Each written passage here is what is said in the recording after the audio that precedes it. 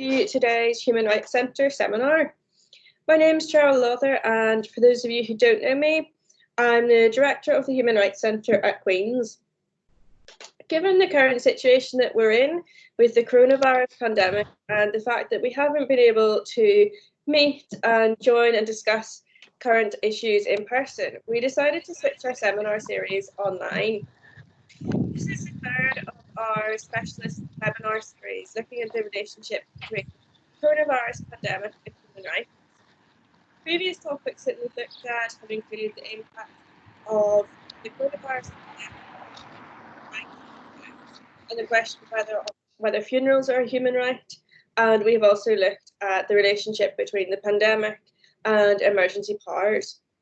Those recordings will shortly be available on our website, so feel free to catch up on them if you haven't had the opportunity to do so already. Today, I'm delighted to introduce the topic of gender, human rights and COVID-19. And we are joined by two of our leading experts in this area. Our first speaker today is Professor Siobhan Mullally, who is the Director of the Irish Centre for Human Rights at NUI Galway. Our second speaker is Dr. Catherine O'Rourke, who is the Director of the Transitional Justice Institute at Ulster University. In keeping with our other seminar series or the other seminars that we've already had, what we will do is allow approximately 20 minutes for each speaker to present, and then we'll have times for question and answers at the end. If I could just ask you all to mute your audio buttons and turn off your cameras, that helps with the smooth running of the webinar. If you have any questions, either as we go along or at the end, or any comments that you'd like to make, I'd like to encourage you to use the chat function to post those, and then we can work our way through them at the time when we have time for question and answer. I'm now going to hand over to Siobhan to start us off this afternoon. Thanks, everybody.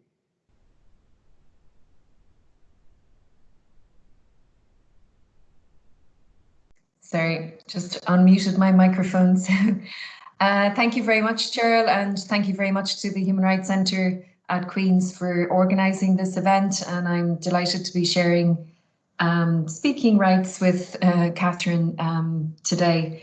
So we're going to talk a little bit about the gender dimensions of responding to COVID-19. This is something that has already attracted quite a bit of attention.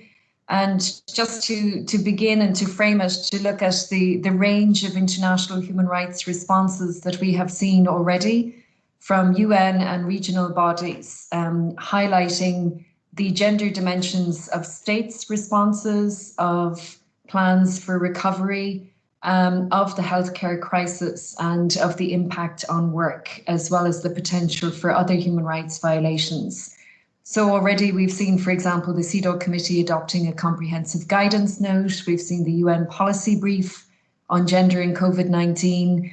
The UN Working Group on Discrimination Against Women has issued various statements, and regional bodies, including Grevio, the group of experts on violence against women of the Council of Europe, has commented on states' obligations under the Istanbul Convention concerning violence against women and domestic violence.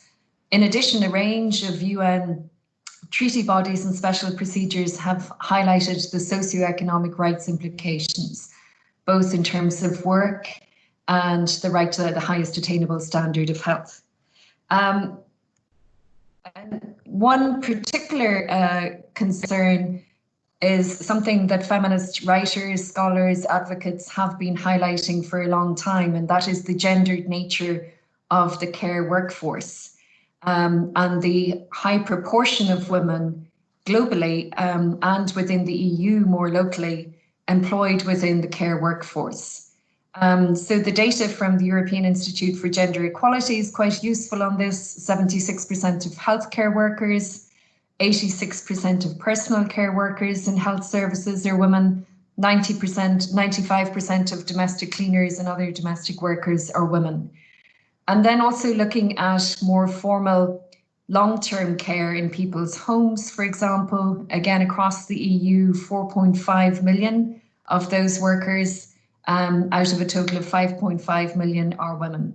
The majority of those providing home-based professional care to older people or people with disabilities, again, are women.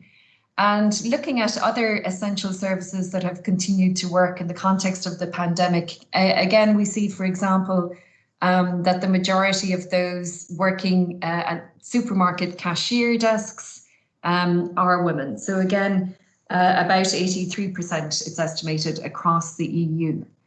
And we know from feminist work and scholarship that care work itself is highly gendered, whether paid or unpaid.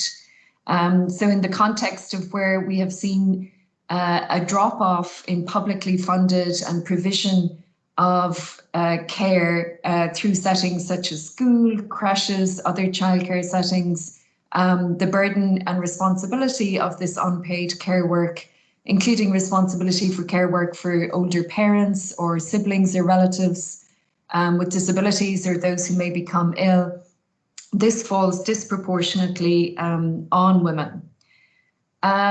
In terms of the workplace, outside of the healthcare setting, there are also concerns around the gendered impact of the precarious nature of much of women's work, in particular in relation to the proportion of women in the informal employment sector.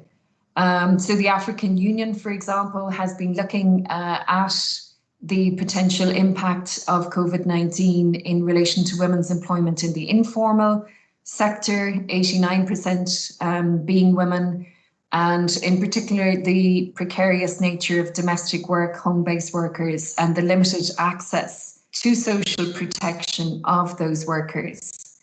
That's something that's been highlighted also in the quite comprehensive UN policy brief that was published in April. Again, the Secretary General highlighting the gender pay gap at a global level, the fact that women tend to be concentrated in less secure jobs, more likely to be employed in the informal sector, and the consequences of that in terms of more limited access to social protection. And this was something that was seen also in terms of the impact of the Ebola virus, and was highlighted by the African Union at that time in terms of its impact on women's economic security and livelihoods. In Liberia, for example, data is given that approximately 85% of daily market traders are women. Ebola prevention measures, which included travel restrictions at the time, severely impacted on women's livelihoods and on economic security. And it was also shown that while men's economic activity returned to pre-crisis levels shortly after preventive measures were lifted, the impact on women's economic security and livelihoods lasted much longer. Globally, we know that 740 million women work in the informal economy, and women aged between 25 to 34 are 25% more likely to live in extreme poverty. So the concern here is that we are seeing, and potentially will be seeing, an embeddedness, an exasperation of existing discrimination and inequality. What we also need to be mindful of, and it's something that's highlighted in the statement from the UN Working Group on Discrimination Against Women in particular, are the multiple and intersecting forms of discrimination and how that impacts in particular on women from Black, minority, ethnic groups, women from traveller communities, asylum seeking, migrant worker women, women with undocumented migrant status, women with disabilities. So again, we're not thinking in looking at this through a gender lens. We need to be very mindful of the different situations in which women and girls find themselves, as well as men and boys. And in particular, the heightened racism that we have seen, in particular around questions relating to migration, crossing of borders, and stigmatizing of groups in the context of responding to COVID-19. In the Irish context, looking at this and bearing this in mind, for example, we've just heard recently the Minister for Health thanking the 160 healthcare workers who live in direct provision for the work that they've been carrying out during the COVID-19 pandemic. At the same time, however, we know that there have been at least 164 confirmed cases of COVID-19 among residents living in direct provision centres, which is our accommodation for asylum seekers. And the Department of Justice and Equality has just recently confirmed that 1,700 people living in direct provision centres share a bedroom with non-family members. So in terms of public health guidance around social distancing, around maintaining separate household units, that is not possible to follow in the current system of direct provision, and the heightened impact of that on those who are also healthcare workers is hugely significant. We've also seen that the right to work for asylum seekers, which was won only after a long battle, an 8-year battle that had to go all the way to the Irish Supreme Court and led to the NHV judgment, with asylum seekers living in direct provision who have lost their work since the outbreak of the pandemic are not eligible for the COVID-19 pandemic payment because they're living in direct provision and receiving a daily expense allowance. So again, we really need to be mindful of the multiple layers of discrimination and the different ways in which states' responses and choices, policy choices made in responding to the pandemic impact on women and men in different ways and different groups of women and men. This has become a concern also in the context of migration and the impact on migrant workers. Again, it's something we know globally that many migrant women workers are employed in informal settings in domestic and care work in particular. And the isolation and stranding of migrant workers has come to the fore, in particular in poorer economies.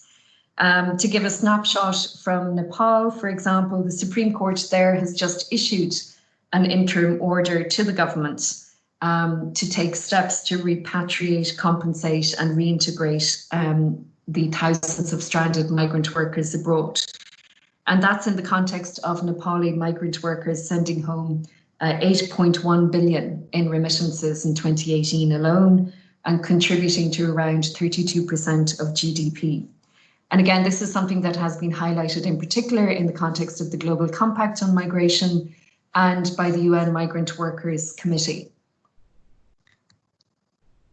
The quite, I think, prominent message that we have seen from feminist advocates and activists around the stay-at-home message, which has been critical in terms of public health and securing public health.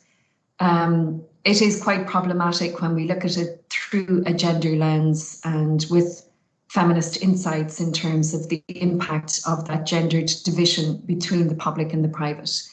This assumption that the home is a safe place, is a place of sanctuary, is something that feminist scholars and activists have worked at for decades to highlight this myth of safety and sanctuary, that the home in fact may be a dangerous place. And so we've seen regional bodies like Grevio, the group of experts on violence against women, under the Istanbul Convention in the Council of Europe, highlighting the importance of ensuring that domestic violence support services are recognised as essential services, are properly resourced, are accessible, that information is accessible also in a range of different languages, and that exceptions to travel restrictions and to lockdown restrictions recognise the need for access to safety.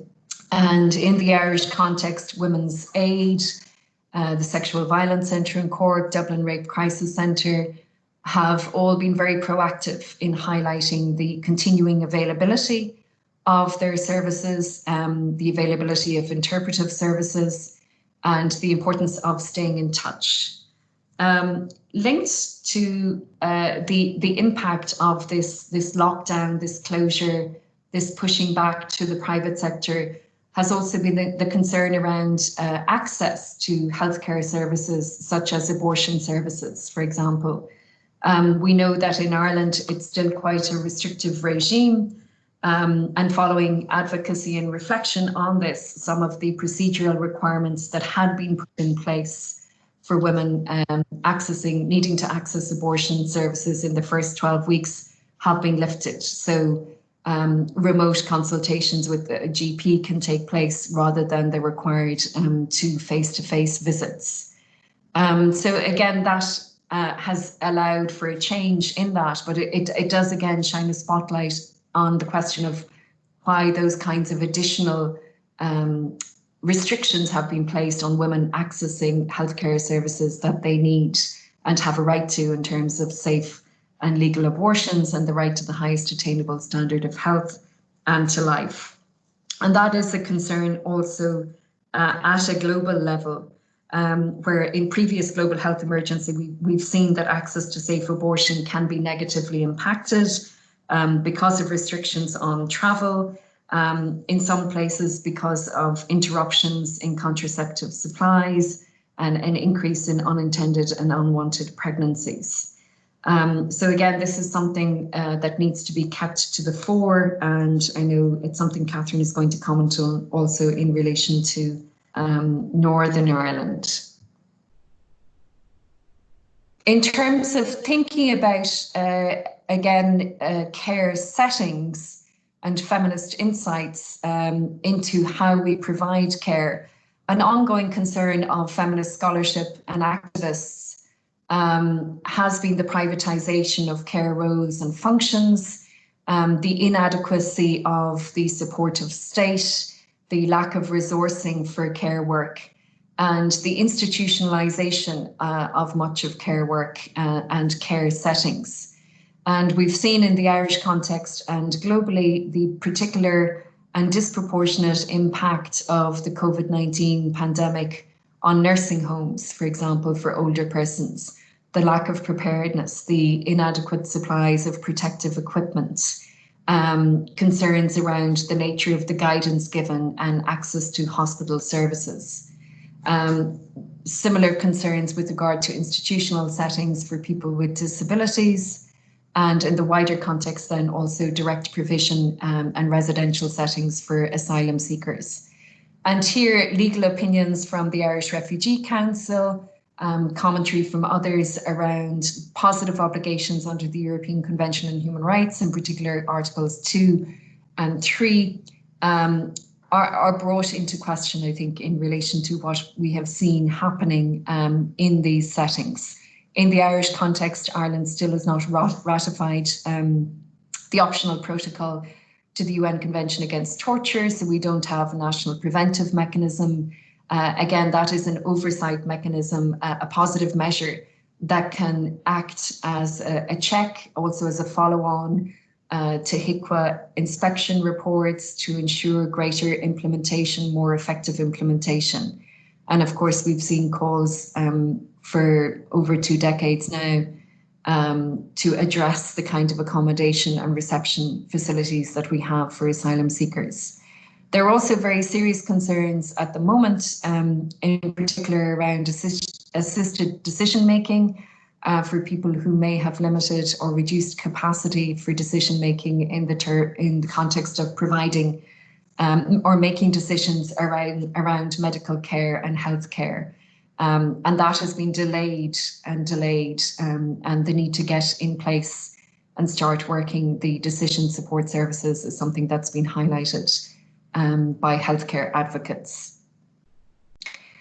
So just to conclude and to think a little bit around a gendered response to the pandemic, looking to the future, thinking about what a different kind of healthcare system, a different kind of focus in terms of public goods might look like. Ireland is coming up for review under the International Covenant on Economic, Social and Cultural Rights. There's currently a consultation ongoing, just started by the Department of Foreign Affairs and Trade Human Rights Unit on Ireland's report. We were last reviewed in 2015, and looking back now to the concluding observations of the Committee on Economic, Social and Cultural Rights, many of them are very prescient and reflect concerns that have been highlighted for some time. The committee in 2015 expressed concern at the overall deterioration in healthcare services due to significant budget cuts in public health. And again, I think we can see this in many other countries, many other jurisdictions, and the consequent negative impact on access, in particular for disadvantaged and marginalised individuals and groups to adequate healthcare. And here again, highlighting widening disparities between people in terms of access to healthcare, the reliance, undue reliance, in particular in Ireland, on private health insurance, delays in ensuring universal health services and community-based health services, and a lack of adequate oversight of healthcare services. I think this will be particularly relevant now in the context of the new COVID-19 Parliamentary Oireachtas Committee that has been established to look at the government's response. And finally, particular concerns around poor health indicators among traveller and Roma communities, reduced life expectancy and much higher rates of infant mortality. And again, this has been a concern in terms of looking at the potential for clustering of COVID-19 outbreaks in poor accommodation settings for traveller communities.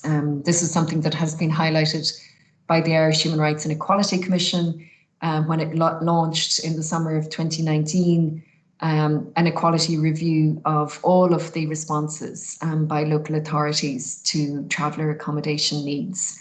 And we're still waiting to see the outcome of that.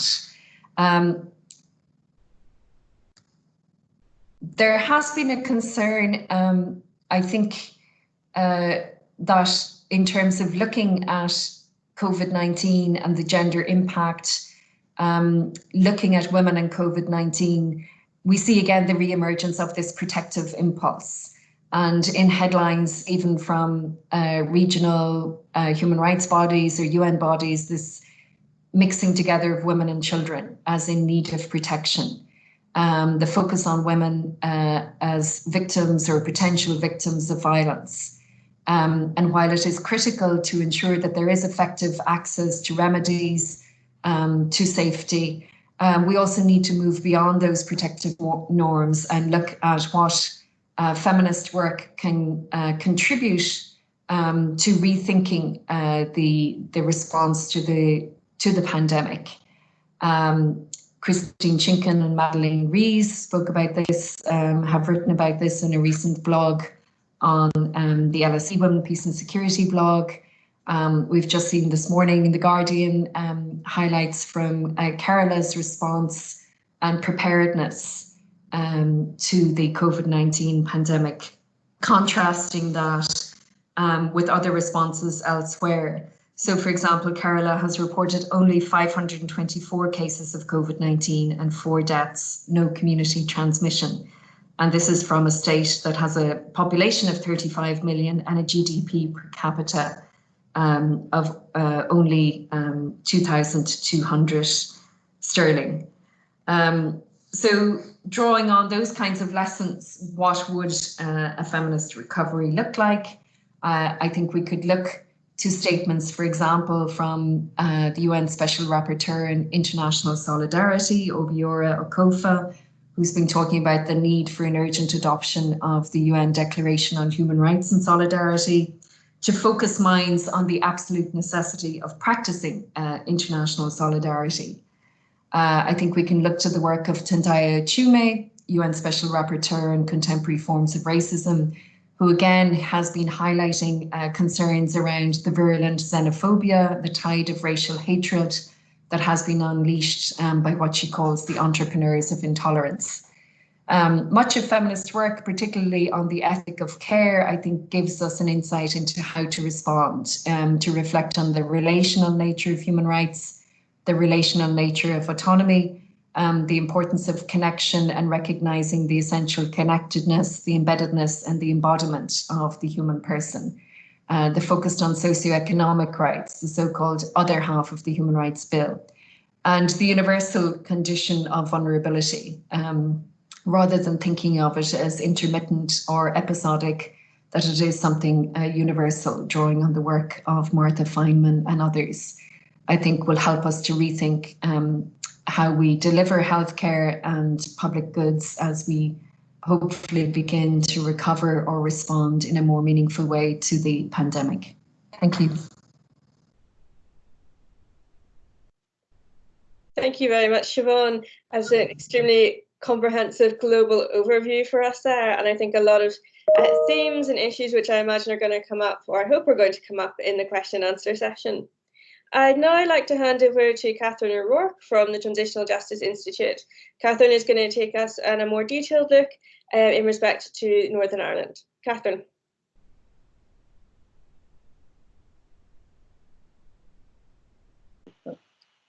Thank you, Cheryl. Thank you for the invitation and opportunity to contribute. You just give me a moment. I'm going to share my slides with you.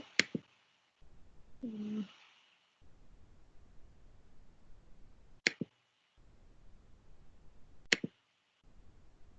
me see.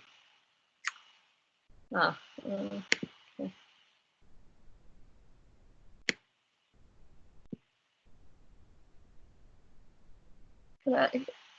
Can I ask, is that working? Are you able to see? Yep, we can see that. It's perfect. You see the slides? Okay, that's yep. Great. Thanks. Yeah, thanks. And yeah, like I say, thank you to Cheryl for the invitation. Very nice also to be doing this with Siobhan and our friends in Galway. So Siobhan's given us a really helpful global overview in terms of key gender issues, and with some more specific reference to the South. I know part of the ambition of the series was to talk about all Ireland perspectives on COVID and human rights. So my comments will be more specifically address the question of Northern Ireland and its impact here on the North. And in order really, in drawing together my comments for today, I do need to acknowledge the sort of extraordinary work that has already been done by our local women's sector, women's organisations in documenting the most egregious gendered impacts and really kind of working tirelessly to ameliorate them to the extent that they can.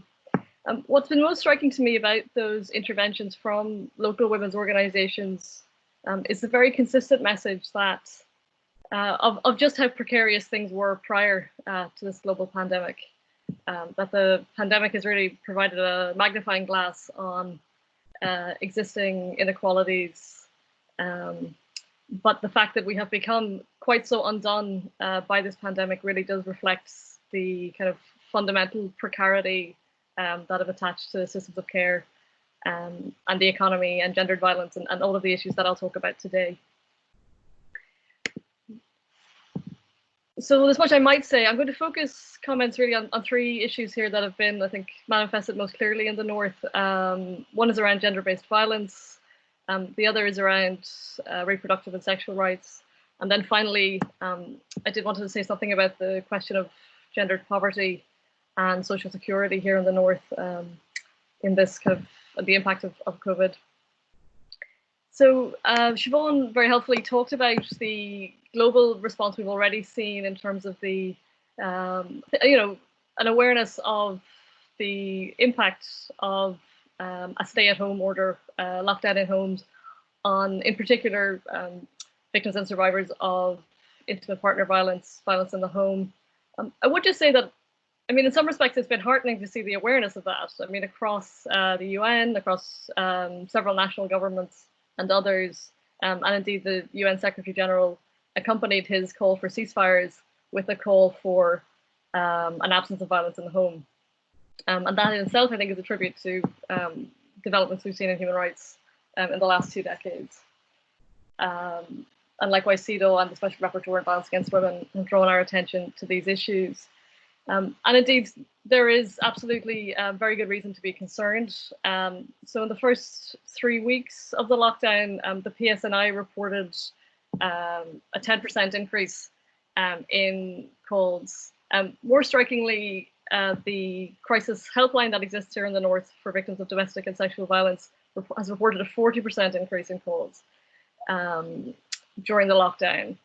And at the most critical end, we've had, according to Women's Aid at least, we've had 3 domestic homicides in Northern Ireland during the lockdown. Now, last year, the number for the entire year was 4 domestic homicides. So we see that there is certainly good reason to be very concerned about the impact of the lockdown.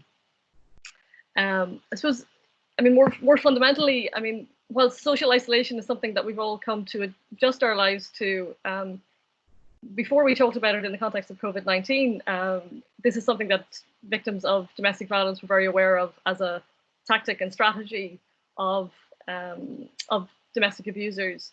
So work that was done by TJI colleagues on domestic violence in the North, it reported that it found quite recently in a 2018 study that actually, you know, this question of social isolation is a sort of persistent feature of particularly women's experiences of domestic violence. A high degree of control is exerted in violent relationships.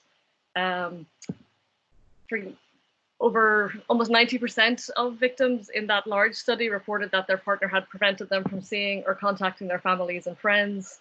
Almost 80% reported their partner needed to know their whereabouts at all times. And they all reported that this sort of had disrupted their ability to access income, employment and education, hobbies and leisure activities. Now, given that that was all in a pre-COVID world, we can only imagine the extent to which the formal lockdown has enabled and exacerbated the capacity of perpetrators to socially isolate and control victims. And of course, these impacts are not being experienced. These impacts are being experienced differently by differently situated women, and so, for example, older women are having more difficulty in using technology to access help. Further, we see additional vulnerability of children, given that they're no longer able to go to school. And some of the sort of quirks, I suppose, in the Northern Ireland sort of response to this has been that the domestic violence money, 76 million that was just committed from Westminster to supporting organisations on the front lines of this violence has not extended to Northern Ireland due to issues around the Barnett formula. So none of those funds will be accessible to organisations here. And Northern Ireland continues to be the only part of UK or Ireland that does not have coercive control legislation at the moment. Now that's being remedied and hopefully soon. Nevertheless, it is one of the specific issues here. I suppose I would just say, I mean, more broadly, the situation of policing in the North has, you know, does of course have specific sort of historical legacies and public support issues due to the conflict. And in other research conducted by TJI colleagues, they did find that, interestingly, in contrast to survivors of domestic violence who reported that their experience of police had been profoundly positively impacted by the end of conflict, actually that story was quite different for LGBTQ people who had experienced a fairly high degree of alienation from the police during the conflict, and indeed we're still reporting alienation now in a post-conflict setting, often with legacies from conflict factors. So the ability of people to access support and assistance as it exists is also gendered in several ways. And further, I think Transgender NI has been raising issues about an increase in reported self-harm and suicide attempts in its own community, again, due to exacerbating factors due to lockdown. So the ways that gender cuts across the COVID-19 human rights impacts is clear in terms of domestic violence, but also more broadly in terms of gendered patterns of exclusion and relationships to the police. The second issue I wanted to bring out is the impact of COVID-19 on reproductive and sexual rights. And here again, I think it's really important to reflect on where we were pre-COVID-19 and the sort of the pretty egregious human rights violations that were permitted to persist for a very long time in the North prior to the onset of the pandemic. So I think it's a familiar story. Political leaders using quote unquote crises to sort of sharpen and toughen measures against perceived deviance from gender norms. And, you know, with examples from Hungary and elsewhere about that. But in the context of Northern Ireland, I think this quote from the CEDAW committee, when it conducted its inquiry into access to abortion in Northern Ireland, and made what is a very damning report, but it specifically called out Northern Ireland's politicians for their misogynistic and patriarchal attitudes. And I think it's worth just reflecting on this this quote. This is from 2018. The committee notes the parliamentarian's statement that the most dangerous place for a child is in its mother's womb. Other statements made by politicians and officials, including the characterization of women's primary role as a mother, have reinforced gender stereotypes steeped in patriarchy, contributing to a belief that it's acceptable to deny women's reproductive choice. They go on to talk about that the committee finds that the inadequacy of state-provided family planning support is driven by socio-religious considerations, coupled with a political culture which circumscribes the role of women, places Northern Ireland women and girls in double jeopardy, effectively depriving them of any control over their fertility. I think it's valuable to reflect on this statement because it is obviously very recent. It was made by the CEDAW committee further to a very extensive investigation of access to abortion in Northern Ireland. And whilst we have had very dramatic legislative changes here that I'll talk about, it is of course important to bear in mind that those same parliamentarians, politicians, misogynistic attitudes persist even in light of these legislative changes, and these continue to be the individuals making decisions over women's access to reproductive health care. And as I think many feared, the COVID-19 crisis has provided an opportunity for those who would wish to subvert the changes from Westminster taking effect. So due very directly to the CEDAW inquiry findings and recommendations, Westminster adopted legislation to decriminalise abortion in Northern Ireland if there was a failure to legislate here, which there was. Now, those provisions were due to take effect at the beginning of April. And at the time, immediately, some executive members, including the Minister for Health, sought to postpone provision until the end of the COVID-19 crisis. What has happened and it was the public official position of the Northern Ireland office and others that it was feasible for women to travel to access abortion if they needed to, that they were expected to take an 8-hour ferry to England if so required. And the fact that that was a public statement of a political department in this day and age, I think also tells us a lot. Due to tireless advocacy, the Department of Health and the Minister for Health has instead instructed providers, has instead made the statement that abortion is available in Northern Ireland under the new criteria, and it's up to healthcare professionals to provide it. They have not taken the step to commission those services themselves, which would at least guarantee some standardisation and across the north, because we know that where it is left to health professionals' discretion, there will be very uneven access, particularly for women in rural areas. And also, unlike all other parts of the UK and Ireland, there has been a refusal to provide for abortion by telemedicine. So effectively requiring people with unwanted pregnancies to expose themselves to further risk through contact with medical centres and medical professionals in situations where we know that it's not necessary.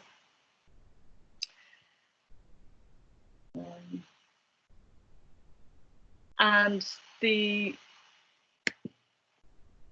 is the third and final area that I wanted to draw attention to, which is again some continuity from Siobhan's comments, is the question of the sort of the gendered economic impact of COVID-19. And again, I think it's very important to draw attention to where were we pre-COVID-19. And I think many of you will probably be aware that in 2018, the Philip Alston, the then UN Special Rapporteur on Extreme Poverty and Human Rights, made a visit to the UK, including the North, and his findings were absolutely damning. He talked about the systematic degradation of those who seek to access the social security system. He talked about the particularly egregious position of child poverty, and he, in his public comments at the end of his visit, he essentially said something to the effect of, if you had put a group of misogynists in a room and asked them to design a social security system, you wouldn't have come up with anything different to this. Okay, so his comments were particularly focused on what's been happening in the UK. Obviously, austerity for the past 10 years, but in particular, redesign of social security, whereby 6 benefits were replaced by a universal credit. The impacts of that have been very severe in terms of single parent families, women, people with disabilities, and what had been happening in Northern Ireland is that Northern Ireland, the executive had made a decision to mitigate some of the worst effects of those measures. The cost of that mitigation is quite high, and it is taken from the rest of the Northern Ireland grant. So it is at the cost of other social services that those mitigation measures are made. That was due to come to an end actually just this month, but the executive is committed to continuing the mitigation measures. But with massive uncertainty, and obviously with an expansion of what those mitigation measures, of the cost of those mitigation measures, as more people need to access universal credit. And so Northern Ireland will sort of continue to pay the price of these issues. What Philip Alston and others have certainly drawn attention to, and here I want to acknowledge my colleague Ciara Fitzpatrick, that all of these issues are compounded. Poverty is not a gender neutral phenomenon. It's deeply gendered. And so for Northern Ireland, where we have a heavily gender segregated labour market, women constitute 70% of the health and social care staff who are at the front lines of responding to COVID. But they're also shouldering the lion's share of unpaid care work. So they may be grappling with issues of increased risk of infection at the same time as they may be having to making difficult decisions between work outside the home and care work. And the predominance of women in low-paid, insecure work has again become just really exposed through the pandemic and its impacts. So 85% of part-time workers, and the vast majority of those in low-paid, insecure work in Northern Ireland, are women. Many will not qualify because their incomes are already so low, they won't qualify for statutory sick pay. Yet they are in jobs that make them more likely to be affected. So 70% of those in jobs that are ineligible for statutory sick pay are women. Also, self-employed women, which is tended to be a popular option for women who are managing care and work. They are running small businesses typically on tight margins, and they have limited savings to fall back on, increasing the risk of poverty and debt. And of course, the risk is greatest for single parents, overwhelmingly again, female-led families who are already more likely than other groups to experience poverty and debt. I mean, interestingly, certainly it's the case, one of the impacts of COVID-19 and the number of people who've now had to, we've seen an increase in the number of people accessing universal credit and people who are not typically exposed to the social security system doing so. And one does wonder if that is going to increase pressure on the government to make those provisions more comprehensive and sympathetic. Yeah, so very finally, I suppose just to conclude, I suppose one of the quite inspiring parts of all this for me has been, as I said, watching local women's organisations respond to these issues. Already, I know there's a series of local women's organisations organising a series of talks on a feminist recovery already. Again, premised on that point that things were already so precarious, a return to the status quo is not feasible. It cannot be done in a way that's inclusive and human rights compliant. And are viewing the pandemic as an opportunity to highlight the iniquity that preceded the pandemic.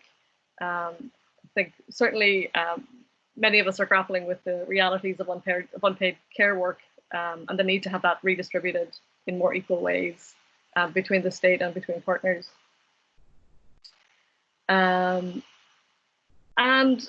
Fortuitously, I suppose this conversation has happened at the same time as we are, for the first time in a long time, seeing some domestic movement here in the North on the issue of our Bill of Rights.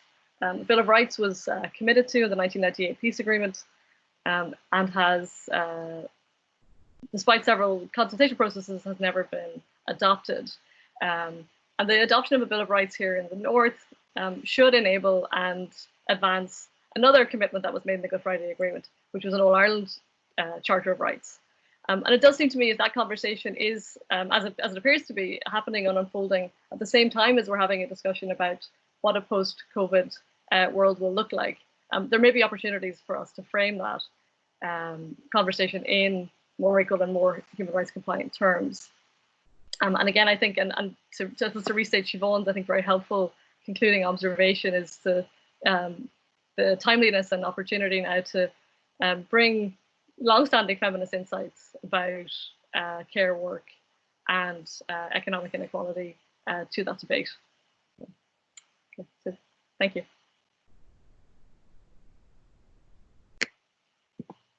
Super, thank you very much, Catherine. So now I'd like to use the remaining time. We have about 15 minutes left, and I'd like to invite our audience to post any questions that they'd like our speakers to respond to. And if you want to use the chat function, that's probably the most straightforward way of organising this.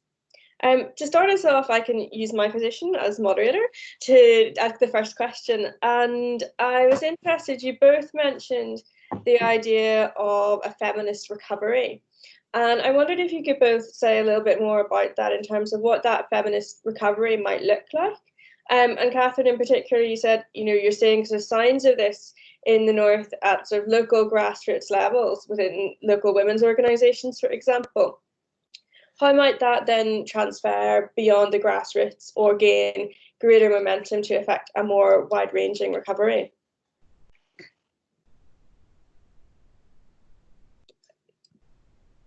Well, I do have one quite modest, one very sensible, potentially transformative proposal that came out of the discussions I've witnessed is that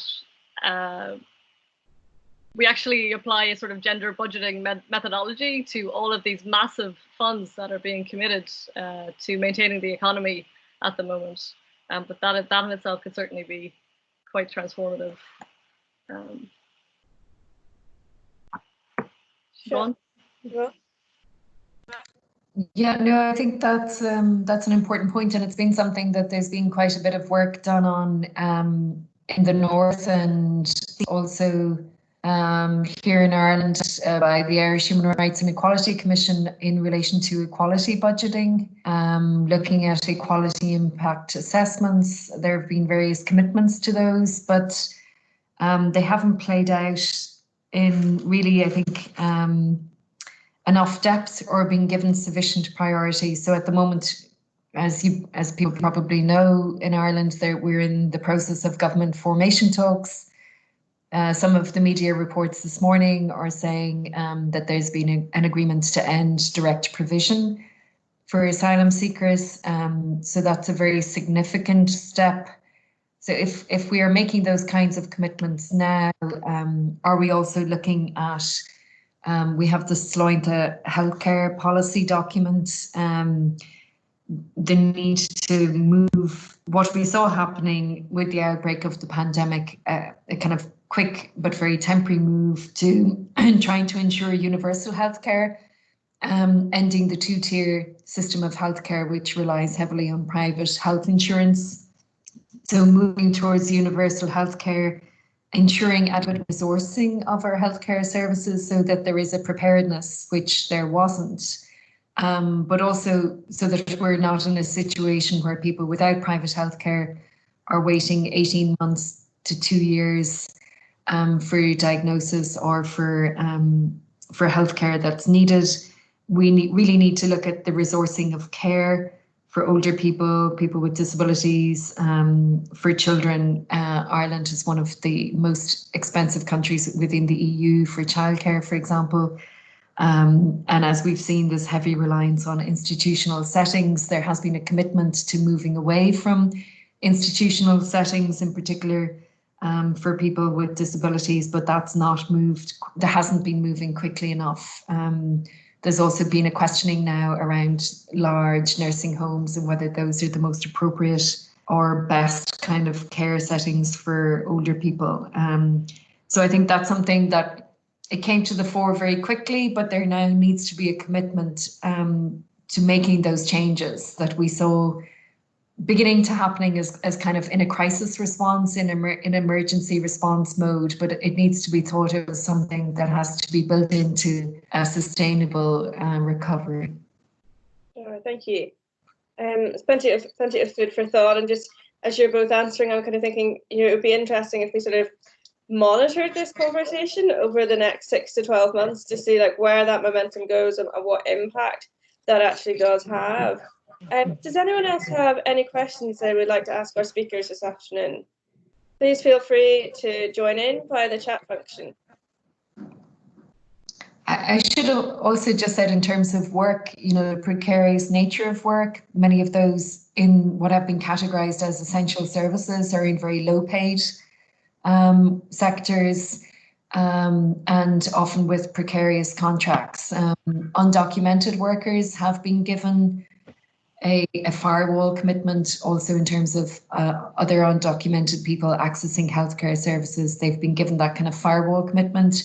We need to look at a meaningful regularization scheme, and we need to look at much better workplace protections, including pay, but also working conditions, collective organising, bargaining, trade union roles.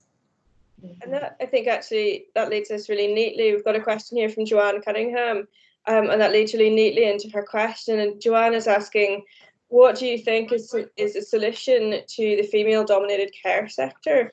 Is it a simple case of improving pay and conditions, or is it something else altogether? Well, I suspect there's going to be nothing simple about improving pay and conditions for the care sector.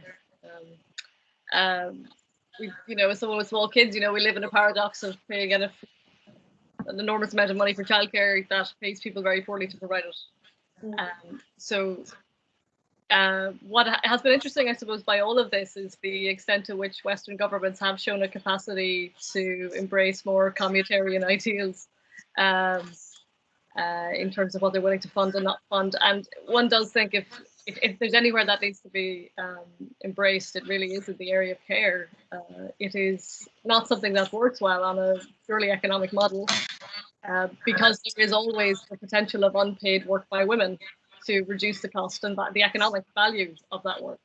And as long as you rely on that reservoir of unpaid work, it will never be given the economic value it deserves. So therefore, it's essential. There is no alternative. The state must intervene to give it the value that it needs.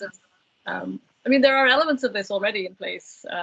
One could argue school is a model for state-provided childcare. Certainly here in the north, nursery care starts at an earlier age than in the south. So those are models. So that's a model that potentially could be explored in terms of extending that. The question of elder care is arguably more complicated, but the extent to which these are then sort of embedded in other social security rules. So part of the universal credit changes that I referenced is the obligations now being imposed on older, and my colleague here, Fitzpatrick, really has done this research, but older women in the workforce, that in order to access any benefits, that they must be pursuing full-time work at the same time as they are providing childcare for their kids in order to enable their participation in the labour market. And that just becomes completely invisible in the structure of the social security system.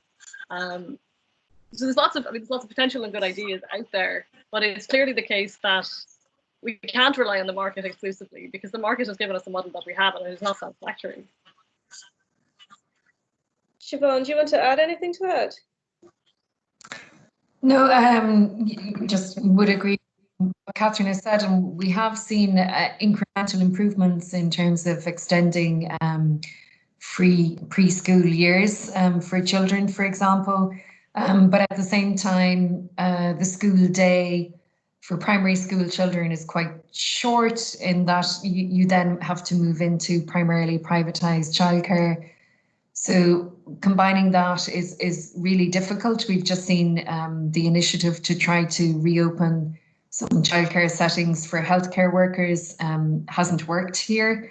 And that is becoming an increasing problem for all of those in what are categorized as essential services. So supermarket workers, delivery drivers, all of those. So it's really about taking very seriously the public good that is childcare and properly resourcing it, rather than relying on private, relying on the market, as Catherine said. And there are lots of models across the EU on how to do that.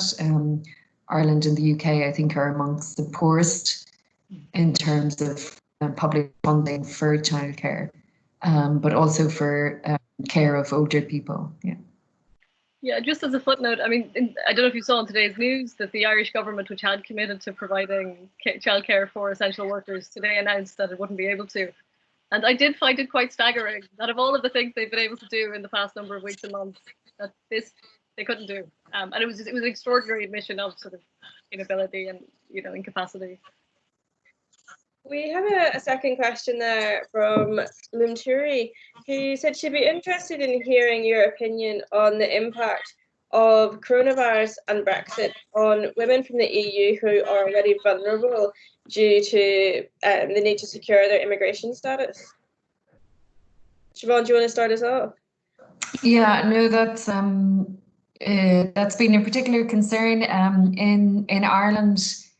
There have been temporary extensions to residence permissions. Again, the Department of Justice just announced yesterday, I think, another 2-month extension up until the 20th of July, but very temporary, very short term. So there was a 2-month extension. Now there's another 2-month extension, bringing us up to what I think is the kind of 4th period in the reopening government plan. But it's all very temporary, very limited, very controlled. As the European Commission has just issued a paper yesterday around beginning to reopen free movement, the Schengen area, subject to public health guidance, but emphasising the importance of free movement to supply chains and the economy.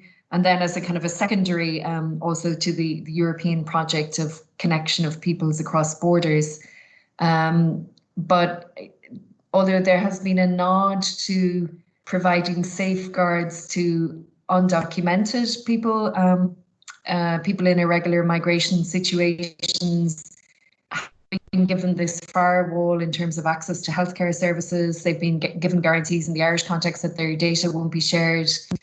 But there hasn't been any meaningful discussion as yet at a government level around regularisation, even for those healthcare workers who are undocumented and who we are relying on now. But Migrant Rights Centre, NASC and others have been calling for that.